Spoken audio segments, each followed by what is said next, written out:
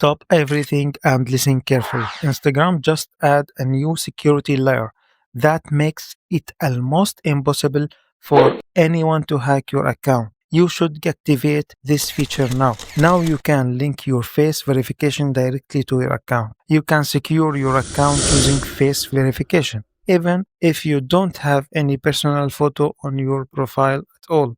Here is how to do it. Go to Setting, open Account Center, tap on Password and Security. You will see a new option called Verification Selfie.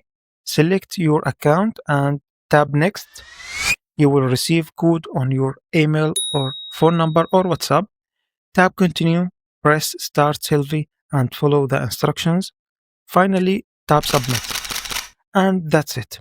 Your face verification is linked to your account. And if anything ever happens, getting your account back will be much easier. Your face data is saved securely in the setting and used only if your account ever gets hacked. So Instagram can quickly confirm it's really you and restore your account. Nothing is posted publicly and nothing is used for ads. It's only for account recovery. Don't ignore this update. Enable it now and protect your account. Make sure to follow me for more creative tools and tips. Your support keeps the content coming, and thanks for watching.